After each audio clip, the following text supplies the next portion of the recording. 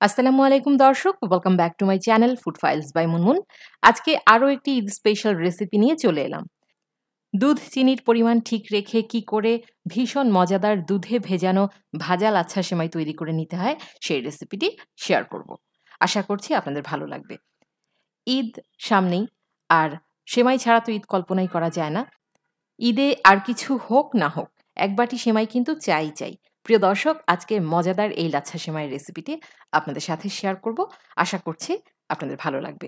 চলুন দেখে নেই কী করে খুব সহজে ঝটপট দুধে ভেজানো ভাজা লাচ্ছা সেমাই তৈরি করে নিতে হয়। মিডিয়াম হিটে চুলায় একটা প্যান বসিয়ে দিয়েছি। দিয়ে দিচ্ছি 1 litre full fat liquid milk. কাপের হিসাবে এখানে 4 কাপ পরিমাণ তরল দুধ আছে। দুটো দারচিনি দিয়ে দিলাম, সেই সাথে দিচ্ছি 3টি সবুজ এলাচ। এলাচের মাথাগুলো একটু ফেটে দিয়েছি, এতে করে সুন্দর একটা স্মেল বের হবে। এবার দুধে বলক আসা পর্যন্ত অপেক্ষা করছি। দুধে বলক চলে এসেছে, আপনারা দেখতে পাচ্ছেন। এই পর্যায়ে আমি এতে দিয়ে দেব 1/2 কাপ পরিমাণ কনডেন্স মিল্ক। যেহেতু এখানে আমি 1/2 কাপ পরিমাণ কনডেন্স মিল্ক ব্যবহার করেছি, সেই জন্য এই তরল দুধটাকে আপনাদের জাল করে ঘন করে নিতে হবে না। কনডেন্স মিল্কের কারণে এই দুধটা খুব সহজেই কিন্তু ঘন হয়ে যাবে। কনডেন্স মিল্কটা দিয়ে আবার একটু নেড়েচেড়ে দিচ্ছি। এবার আরও 2 থেকে 3 বার একটু বলক তুলে নিব। চুলার জাল মাঝারি অবস্থায় আছে এবং অপেক্ষা করছি দুধে বলক আসা পর্যন্ত। দেখতে পাচ্ছেন দুধে বলক চলে এসেছে। এটাকে আর ঘন করার প্রয়োজন নেই। আমি চুলার জালটা বন্ধ করে এই দুধটাকে ঢাকনা দিয়ে একটা সাইডে রেখে দিচ্ছি। লাচ্ছা সেমাইয়ের তৈরির জন্য আমাদেরকে এই দুধটাকে কিছুটা ঠান্ডা করে তারপরে ব্যবহার করতে হবে। সরাসরি গরম দুধ আমরা লাচ্ছা সেমাইয়ে ব্যবহার করব না। চুলার জালটা বন্ধ করে দিচ্ছি, ঢাকনা দিয়ে এটাকে একটা সাইডে রেখে আমি পরবর্তী স্টেপে চলে যাচ্ছি।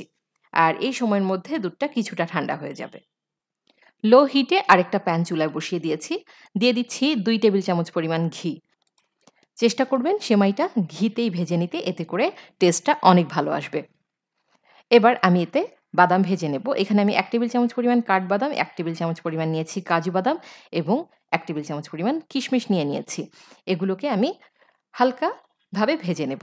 চুলার জাল একেবারে লো হিটে রেখে আমি এগুলোকে 20 সেকেন্ডের জন্য ভেজে নিচ্ছি। 20 সেকেন্ডের বেশি এগুলোকে ভাজা যাবে না, কারণ এগুলো আমরা যখন সেমাইটা ভাজবো তখন আরও কিছুটা ভাজা হয়ে যাবে। আর অবশ্যই লক্ষ্য রাখবেন চুলার জাল যাতে একেবারে লোতে থাকে। লো অবস্থায় আমরা এই বাদামগুলোকে ভেজে নেব। বাদাম বা কিশমিশ পুড়ে গেলে কিন্তু খেতে একদম ভালো লাগবে না। আমি একটা প্যাকেট নিয়ে নিয়েছি লাচ্ছা সেমাইয়ের। এখানে 200 গ্রাম আছে। কাপের হিসাবে এখানে 2.5 কাপ পরিমাণ লাচ্ছা সেমাই আছে। দিয়ে দিচ্ছি। চুলার জালটা কিন্তু একেবারে লো অবস্থায় আছে। আমি আবারও বলছি, লোতে রেখে আমরা এই সেমাইটাকে ভেজে নেব। এখন এর মধ্যে দিয়ে দেব আমি 1/2 কাপ পরিমাণ চিনি। প্রিয় দর্শক, আমার কাছে 1/2 কাপ পরিমাণ চিনি একদম পারফেক্ট মনে হয়েছে।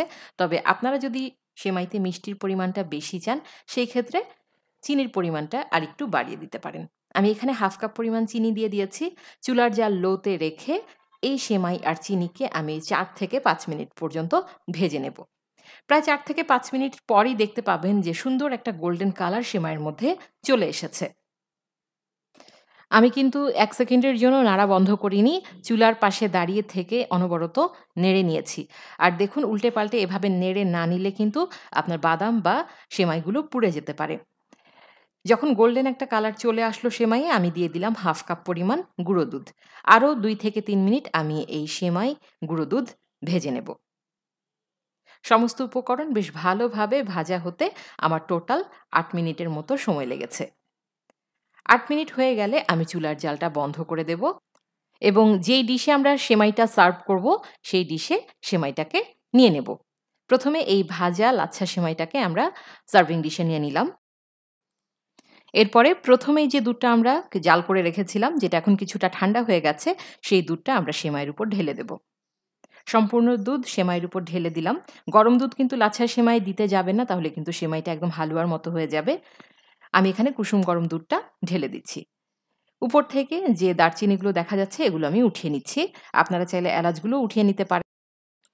এই দারচিনি এলাচিগুলো কিন্তু সেমাই খাওয়ার সময় মুখে পড়লে ভালো লাগে না। এখন আমি দুধ আর সেমাইটা একটু ভালোভাবে মিশিয়ে দিচ্ছি। এগুলো 2 মিনিটের মধ্যেই খুব সুন্দরভাবে সেট হয়ে যাবে। এর উপরে আমি কিছু বাদাম ছিটিয়ে দিচ্ছি। কাঠবাদাম এবং পেস্তা বাদাম দিয়ে আমি সেমাইটাকে গার্নিশ করে নিচ্ছি। প্রিয় দর্শক, তৈরি হয়ে গেল ভীষণ মজাদার দুধে ভেজানো ভাজা লাচ্ছা সেমাই। আজকে দুধ সেমাই তৈরি করে দেখাবো। খুবই সহজ এবং খুবই কমন একটা রেসিপি। অনেকেই অনেকভাবে তৈরি করে থাকেন। আমি আমার বাসায় যেভাবে তৈরি করি সেই রেসিপিটিই শেয়ার করছি। আশা করছি দুধ সেমাইয়ের একটা পারফেক্ট রেসিপি আপনাদের সামনে তুলে ধরতে পারবো। চলুন দেখে নেই কি করে পারফেক্টভাবে দুধ সেমাই তৈরি করে নিতে হয়। দুধ সেমাই তৈরির জন্য আমি এখানে লম্বা সেমাইয়ের একটা প্যাকেট নিয়ে নিয়েছি। এখানে 200 গ্রাম পরিমাণ আছে। প্রথমেই যেই কাজটা করব সেটা হচ্ছে সেমাইগুলোকে প্যাকেটের ভেতরেই ভেঙে নেব। এতে করে সুবিধা হলো সেমাইগুলো আর এদিকে সেদিকে ভাঙার সময় ছড়িয়ে ছিটিয়ে যাবে না। আমরা এগুলোকে প্যাকেটের ভেতরেই ভেঙে নিলাম। এবার একটা বড় সাইজের বোলে আমি ঢেলে নেব। তো এখান থেকে আমি 1 কাপ পরিমাণ সেমাই দিয়ে আজকে দুধ সেমাই তৈরি করে নেব। সেমাইগুলোকে ছোট, ছোট করে ভেঙে নিলাম এবং এখান থেকে 1 কাপ পরিমাণ নিয়ে নিচ্ছি। ছোট, ছোট করে ভাঙলে সুবিধা হবে। কাপের মধ্যে খুব ভালোভাবে আপনি বুঝে নিতে পারবেন যে 1 কাপ হয়েছে কিনা। আমি এভাবে চেপে, চেপে 1 কাপ পরিমাণ সেমাই দিয়ে আজকে দুধ সেমাই তৈরি করে নেব। আর অন্যান্য উপকরণগুলো আমি রান্নার সময় দেখিয়ে দেব। চুলায় একটা প্যান বসিয়ে দিয়েছি। চুলার জাল লো অবস্থায় আছে। দিয়ে দেব 2 টেবিল চামচ পরিমাণ ঘি।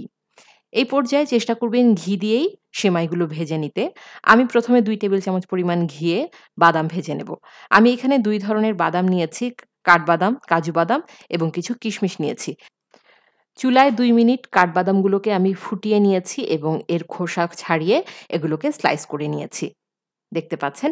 এবার এগুলোকে আমি 30 সেকেন্ড থেকে 1 মিনিটের জন্য লো হিটে ভেজে নেব। খুব সহজেই কিন্তু বাদামগুলো পুড়ে যায়। তো সেইজন্য আপনাকে এই পর্যায়ে খুবই সাবধান থাকতে হবে। চুলার জাল একেবারে কমিয়ে লো অবস্থায় এগুলোকে 30 সেকেন্ড থেকে 1 মিনিটের জন্য ভেজে নিতে হবে।